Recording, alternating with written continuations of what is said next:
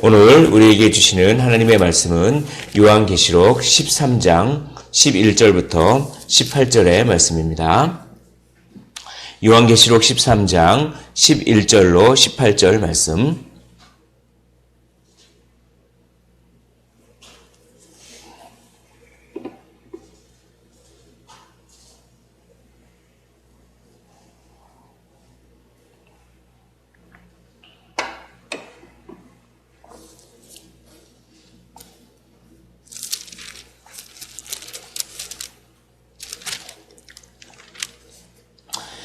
다 찾으신 줄로 알고 한 절씩 교독을 하시고 마지막 절 함께 읽도록 하겠습니다.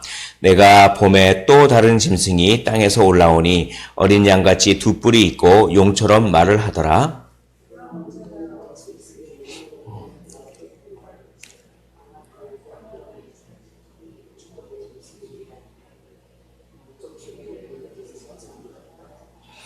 큰 이적을 행하되 심지어 사람들 앞에서 불이 하늘로부터 땅에 내려오게 하고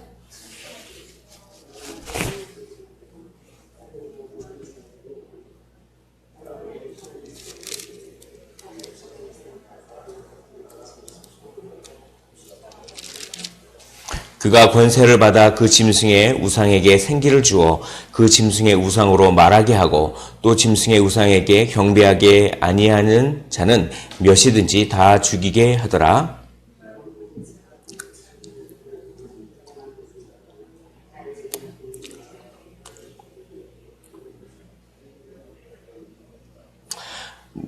누구든지 이 표를 가진 자 외에는 매매를 못하게 하니 이 표는 곧 짐승의 이름이나 그 이름의 수라.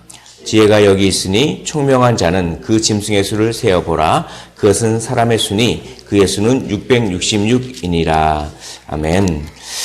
오늘 말씀은 11절 보면 내가 봄에 또 다른 짐승이 땅에서 올라오니 라고 합니다. 그래서 짐승이 둘이 있는데 13장 1절 보면 내가 보니 바다에서 한 짐승이 나오는데 라고 합니다. 그래서 바다에서 한 짐승이 나오고 이것은 어떤 세상 나라를 상징한다고 말씀드렸습니다. 제국의 황제라든지 어떤 세상 나라의 권력, 이게 한 짐승입니다. 또 11절에 보면 또 다른 짐승이 이제 땅에서 올라온다라고 합니다.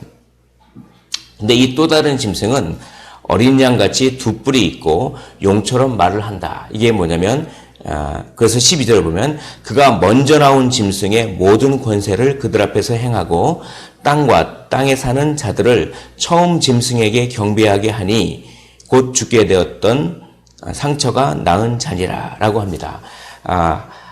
한마디로 말해서 또 다른 짐승은 뭐냐면 이 제국의 황제, 즉 이 세상 나라로부터 권세를 받아서 이 세상 나라, 이 세상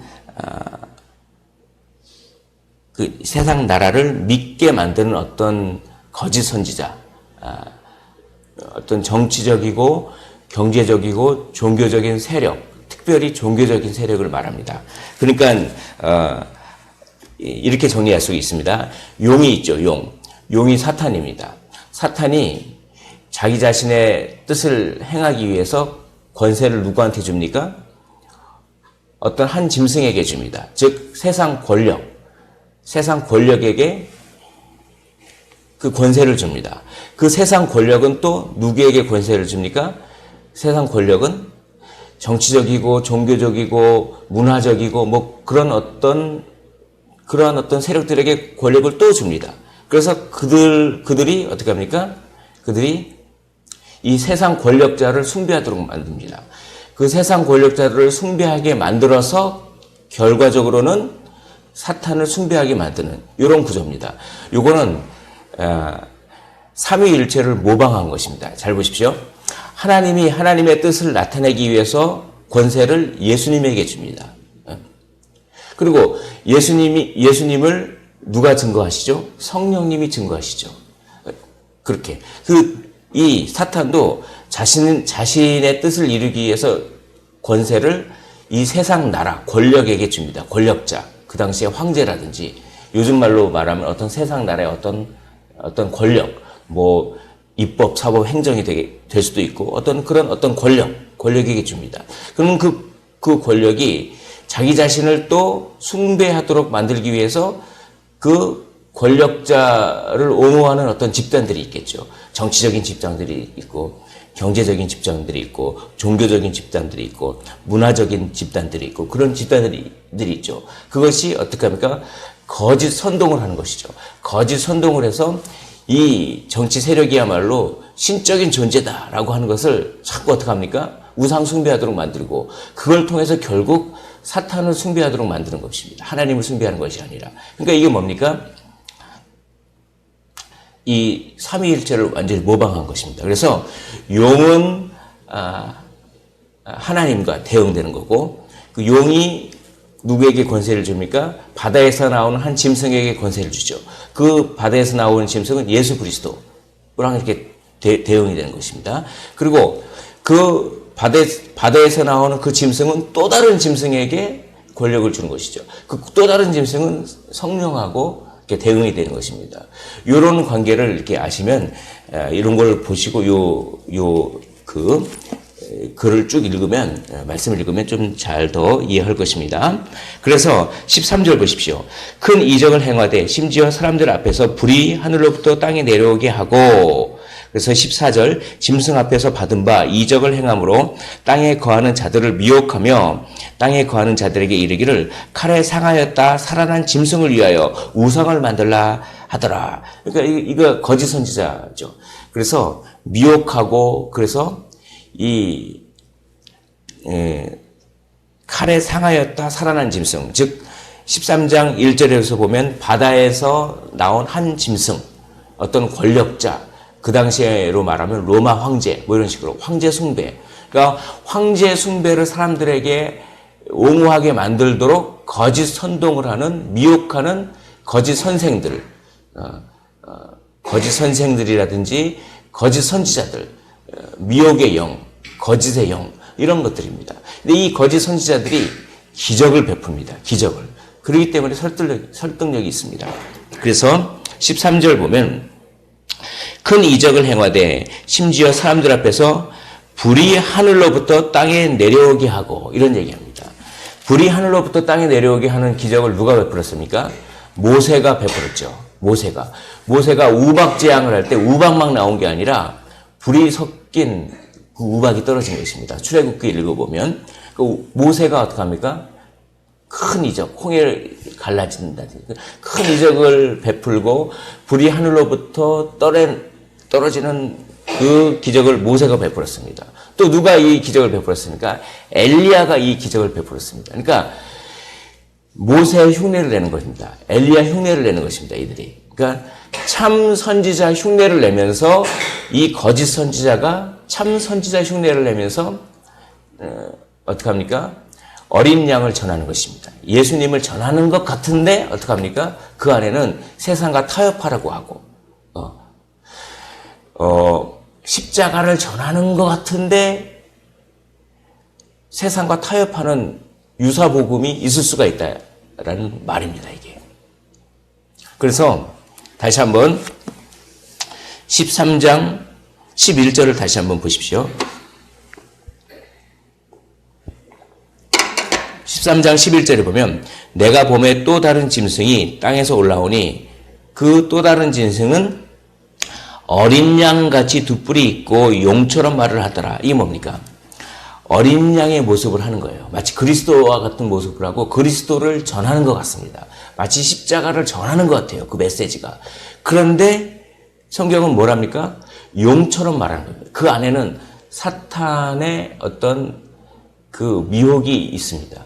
그러니까 성경을 말하면서도 성경을 이용해서 성경을 말하면서도 사탄을 숭배하게끔 할 수 있다라고 하는 것입니다. 이게 본인이 성령이라고 하는 것이죠. 이만희 본인이 성령이라고 합니다. 성경을 근거로 해서 그걸 말하는데 그 미혹의 영이 얼마나 강한지 참 거기에 한번 빠지면 진짜 그렇게 믿지 않습니까? 그래서 자기의 재산도 다 팔고 이런 거짓 선지자들이 나온다는 것입니다. 이 거짓 선지자들이 하늘에서 불이 하늘로부터 땅에 내려오게끔 기적을 베풀기도 하고 그렇지 않습니까? 그래서 하나님과 멀어지게 하는, 사탄을 숭배하게 하는 이런 이단 사상들뿐만 아니라 요즘의 문화가 전부 종교화됩니다. 참 제가 어제도 말씀드렸는데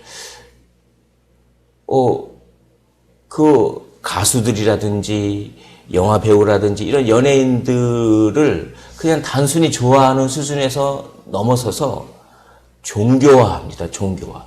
그래서 참 복음을 듣고 위로를 받고 힘을 얻어야 되는데 그런 그런 것들을 통해서 물론 그 어떤 선한 기능이 있겠지만 마치 종교화되는 것 같습니다. 또 보십시오. 예를 들어서 자기가 지지하는 어떤 국회의원이 있을 수 있고, 자기가 지지하는 대통령 후보가 있을 수 있고, 자기가 지지하는 정치 세력이 있을 수가 있습니다. 그건 정치적으로 지지할 수가 있습니다. 그런데 그걸 넘어섭니다. 그걸 넘어서서 종교화됩니다. 그게. 그러니까 어떤 특정한 사람을 마치 종교적으로 우상 섬기듯 막 섬기는 그런 현상이 막 일어나지 않습니까? 그게? 그러면서 막 선동하는 거죠. 이 사람이야말로 우리나라를 제대로 할 수 있는 사람이라든지 아니면 어떤 경제인, 사업가들 보면서 저 사람이야말로 우리나라의 어떤 경제를 할 수 있다라고 하면서 단순한 지지를 넘어서 그 사람을 신처럼 섬기는 종교화되는 그런 사회에 살고 있지 않습니까? 그렇게 선동하는 연설가들, 그런 것들이 전부 또 다른 짐승, 뭡니까? 거짓 선지자라고 하는 것입니다. 그러니까 성경을 가지고도 거짓 선지자가 있고, 어떤 정치, 경제, 모든 문화 가운데서도 이 거짓 선지자가 있고, 거짓 영이 있습니다. 그래서 어떻게 합니까? 결국은 뭐 하겠다는 것입니까? 예수님을 의지해서 얻어야 하는 것을 예수님을 대체하는 다른 것을 통해서 얻으려고 그렇게 그걸 속입니다. 예수님을 믿어야만 우리가 궁극적으로 채워질 수 있는 그런 것들을 다른 것들을 통해서 채워지게 그를 만드는, 그런 대체자를 만드는, 우상 숭배하게 만드는 그런 영들, 그런 선생들이 전부 이 또 다른 짐승, 거짓 선지자의 무리입니다. 예. 이렇게 보면 정말 이 말씀이 2000년 전에 기록됐지만 오늘날을 너무 잘 보여집니다. 그러므로 이게 진짜 하나님의 말씀은 살아있는 말씀이요. 성령의 감동을 받지 않고서는 이 말씀을 기록할 수가 없습니다. 어찌 2000년 전에 이렇게 오늘날을 잘 반영하고 또 이런 것들이 더 앞으로 가면 심화될 것입니다. 그래서 예전에는 교회가 하던 일을 문화센터가 합니다. 그렇지 않습니까? 그럴 때 교회는 더 십자가 복음에 더 이렇게 가까이 가야 됩니다. 그래서 교회가 이 문화 사역하는 것도 참 좋지만 그런 것도 해야 됩니다. 그러나 자칫하다가는 교회가 문화센터처럼 돼버립니다. 오히려 이럴 때일수록 더 십자가 복음, 더 본질에 충실해야, 그래야 하나님께서 교회를 사용하십니다. 예. 유사 복음들이 너무나 많거든요. 그래서 이 좋은 강연을 듣는 것 같은 하나님의 말씀, 설교라든지 하나님의 말씀이 선포되는 것은 그런 좋은 강연과는 좀 다릅니다. 그것은. 그런데 사람들은 하나님의 말씀을 듣기를 원하기보다는 그저 자기 자신의 어떤 감성을 만져주는 좋은 강연을 듣기를 원하지는 않습니까? 그런 것들에 이렇게 부합해서 거짓 선지자가 십자가를 말하는 것 같으면서 오히려 하나님께 멀어지게 만드는 그런 메시지가 선포될 수 있음을 오늘 본문을 이야기하는 것입니다. 그래서 오늘 보시면 15절 보시면 그가 권세를 받아 그 짐승의 우상에게 생기를 주어 그 짐승의 우상으로 말하게 하고 또 짐승의 우상에게 경배하지 아니하는 자는 몇이든지 다 죽이게 하더라. 이렇게 하면서 그 우상에게 생기를 주어 그 짐승의 우상이 말하게 한다. 이것은 비유적인 말입니다. 비유적인 뜻입니다. 얼마나 말을 잘하고 설득력이 있든지 얼마나 미혹을 잘하든지 마치 그 우상이 직접 말하는 것처럼 느낄 정도로 그렇게 설득력 있게 말 잘한다는 것입니다. 이 거짓 선지자들이. 그거를 이렇게 비유한 것입니다. 거기에 넘어가면 안 됩니다. 그리고 이마에 표를 받게 만듭니다. 16절 그 거짓 선지자들이 말을 잘해서 설득력 있게 말해서 모든 사람들을 이마에 표를 받게 만드는데 16절 그가 모든 자 곧 작은 자나 큰 자나 부자나 가난한 자나 자유인이나 종들이나 그 오른손이나 이마에 표를 받게 하고 이 표를 가진 자 외에는 매매를 못하게 하니 이 표는 짐승의 이름 짐승의 수다라고 하는 것입니다. 짐승의 이름이나 그 이름의 수 똑같은 얘기죠. 자, 이마에 표를 받는다고 하는 것은 이것은 비유적으로 이걸 해석해야 됩니다. 그 이유를 자세히 시간상 말씀 못 드리는데 간략하게 말씀드리면 이 이마에 표를 받는다는 것은 무엇을 모조하는 거냐면 여기서 오늘 본문은 하나님 흉내를 내는 거예요. 그러니까 용이 하나님 흉내를 내고 한 짐승이 예수님 흉내를 내고 또 다른 짐승이 성령님 흉내를 내듯이 이들이 하나님 흉내를 내면서 어떻게 합니까? 사람을 미혹하는 것입니다. 하나님은 어떤 분이냐면 하나님이 우리를 인치시는 분이에요. 성령으로 인치시는 분입니다. 그거를 14장 1절에 이렇게 되어 있습니다. 또 내가 보니 보라 어린 양이 시온산에 섰고 그와 함께 14만 4천이 섰는데 그들의 이마에는 어린 양의 이름과 그 아버지의 이름을 쓴 것이 있더라 라고 하나님께서 이렇게 합니다. 성령으로 인쳤다. 너는 내 자녀야 라고 인쳤다라고 하는 것입니다. 그걸 이마에 썼다 이렇게 표현한 것입니다. 그렇다고 진짜 이마에 이름이 써져 있습니까? 아니죠. 비유적인 표현입니다. 이름이 써졌다는 것은 성령께서 너는 내 자녀야 라고 하면서 그렇게 인쳤다는 얘기입니다. 그것을 모방하는 거예요. 그걸 모방하는 거이기 때문에 실제로 이 거짓 선지자들이 이마에 표를 받으라고 하는 것은 실제로 뭡니까? 그 이마에 뭐 받는 그런 게 아닙니다. 왜냐하면 그들이 모방하는 그 하나님께서 이마에 이름을 이렇게 한 것이 비유적인 표현이기 때문에 똑같이 평행 관계로 어떻게 합니까? 그 거짓 선지자들이 이마에 표를 받는다. 이것도 비유적인 표현이라는 것입니다. 조금 복잡하지만 그렇습니다. 아무튼 그래서 뭡니까? 우리는 이렇게 알아야 됩니다.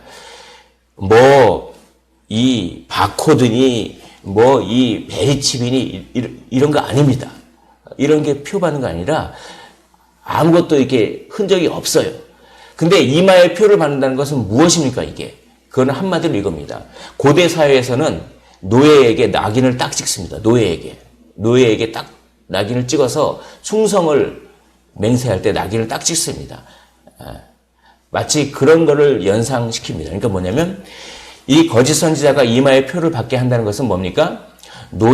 낙인 찍힌 노예가 주인에게 충성을 다 하도록 하듯이 그렇게 아주 말을 잘하고 설득해서 그 사탄에게 충성을 하도록 만든다. 이걸 이마에 표를 받게 한다. 이렇게 생각하시면 되겠습니다.